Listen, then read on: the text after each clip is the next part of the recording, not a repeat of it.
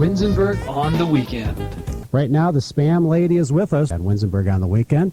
Her name is Linda Eggars, and she is the Spam Lady. She's created the Spam Cookbook. Now, this is a little book. It's actually in the shape of a Spam can, and it's got recipes in it, a little bit of the history of Spam. Hi, Linda. Hi, how are you today? Just great. You take this seriously. We already had a caller earlier this morning when he heard the promotion for this show say, I hope you're not joking about this, because he takes Spam very seriously. Oh, people who love Spam take it seriously, don't they?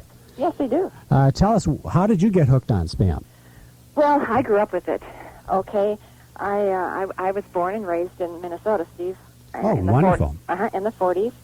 My dad was in the Second World War, as were a number of my uncles. And Spam, I don't know if many of your listeners are aware that 100 million pounds of Spam went overseas to Europe and Russia during the Second World War.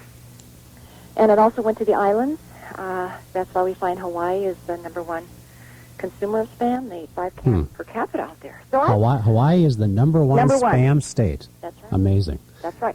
And so my dad brought Spam even more so into our home when he came back from the Second World War. Spam was produced by Hormel and came out in 1937. Okay. Was Spam made for the war? No. It came out in 1937. It was created in 1937. So it just happened that this product was made, and it was easy to take and easy to ship over there. That's right. And so that's where it really became a big boom, though, was during the war. That's right. Yeah, it came out in 37. Same year, as a matter of fact, that Wonder Bread sliced their bread, and macaroni and cheese appeared on the shelf in a box.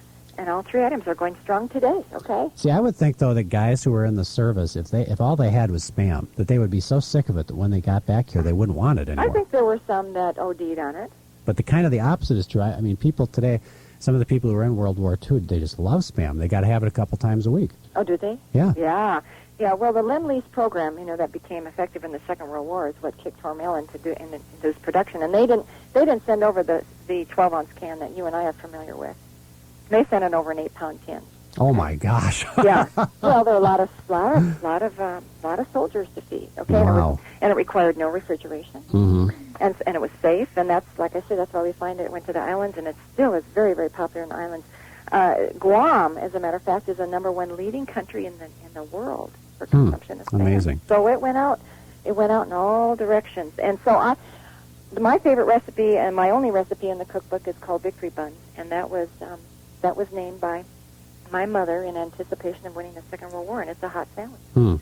And I grew up on it. My mother fixed what I would call traditional recipes, and for me, growing up, traditional recipes were with pasta, like with macaroni, or with potatoes. So the Midwest recipes are very much traditional recipes. Right, but you have some very unusual recipes very in contemporary recipes. Spam pizza. Right, using styles of cooking that's popular today.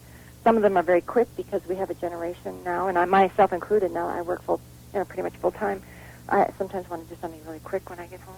But then there's some involved entrees that are just delicious. Yeah.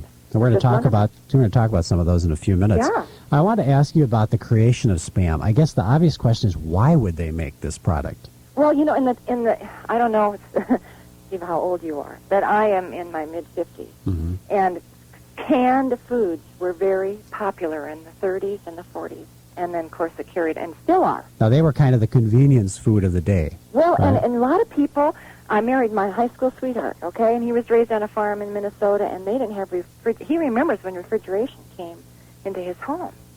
And so there was a need for, hams were canned. Yeah. Okay? Okay. Hash was canned. Right. Chili has been canned. They found a process that they could safely can meat without having refrigeration. I have it, and we use it. Have used it through our marriage because we're campers and we do a lot of hunting. We live out in Wyoming now, okay? Right. And so we've always used Spam and taken it on our trips because it's safe. It's already cooked. A lot of people don't know how they process Spam. Some people probably haven't even read a label. There was a time where there was just verbiage going on that was uncomely to a lot of products, okay? The Spam was targeted. Right. Hot dogs were targeted. Bologna was targeted. And I resolved that issue for myself as a young married woman to read the ingredients. Linda Eggars is with us. She's the Spam Lady. She's the author of the Spam Cookbook. And Linda, we've got some callers on the line. You ready? Great. And the first one is Les. And Les, it says here that you judge Spam at the state fair. Is that right? That's right. I don't even remember how many years. It's been probably 7 or 8. But ever since the first Spam contest, myself and another person has judged that. So I've probably tried everything that Linda has in her book. What are some examples, Les, of some of the more unusual Spam recipes? Well, one was that they made you know what a corn dog is at the fair? Yeah. They made a Spam dog. Took a piece of Spam on a stick, dipped it in batter, and fried it. Spam on a stick.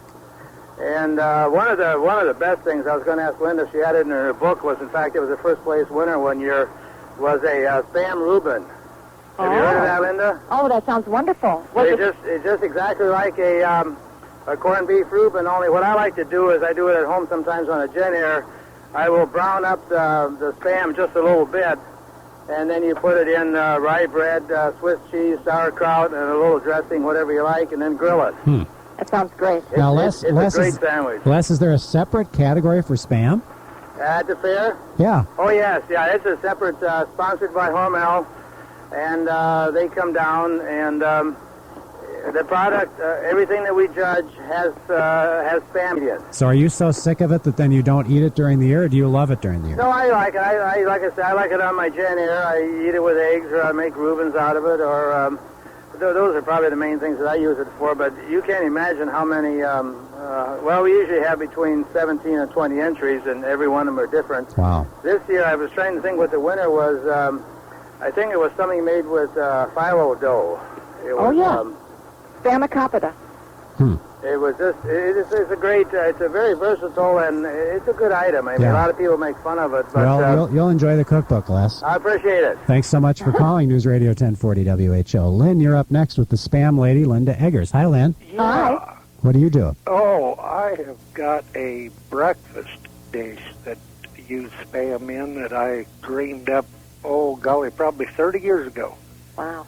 When I was out camping. You created this yourself? Yeah. Okay, tell us about it. Well, you take 4 cups of instant mashed potatoes and just cook them up as the package directions are. And it takes a full can of Spam, 2 tablespoons of butter, and a little bit of salt and pepper. It takes 4 eggs and 4 teaspoons of milk. Okay. Now, you take your Spam, and after you get it out of the can, you just take 1 slice off of that and cut it up into 8 shoestrings. It's a little thin strips. Julienne strips. Okay. Yeah, julienne. And then dice up the rest of it. Hot cooked potatoes, put that into an uncovered baking dish. Make 4 depressions down into there. In the potato mixture. With a spoon that's big enough to hold an egg. Mm-hmm. And you crack your eggs and put them in the 4 depressions. Sounds wonderful. And just pierce the yolks with like a toothpick. And use your julienne strips on the top and make it a little decorative. You must make this for company or something. This sounds fancy. This is great. Wonderful. And drop her in the oven, 350 degrees for 35 to 45 minutes. Wow. Thanks so much, Lynn. Linda, we've got another caller on the line. Sue, you have a recollection of Spam? Good morning. Hi. Yes, since the gentleman shared the recipe, I'll share a memory. Wonderful. It wouldn't have been a family vacation to the lakes of Minnesota without the can of Spam. Right. I guess I just connect that Spam with very happy time with our young family. My husband was in law school, and Spam was an integral part of our menu. Now, do you ever eat it when you're not on vacation? Gosh, I don't think so. Yeah. See, so some people, it's just a seasonal type thing. Right. Something you especially take, like when you're camping or something like that. But just as I said, the name Spam conjures up wonderful memories of our young family having a vacation in Minnesota. Good. Well, thank you, Sue.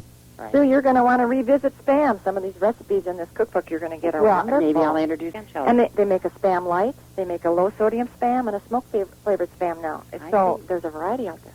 Thanks for calling, Sue. Thanks. Linda, let's get to some of the recipes in the book. You've got some really unusual ones. I'm going to read from the Northwest section because you divided this into the different parts of the United States. Different parts of the country. Spam and oysters supreme.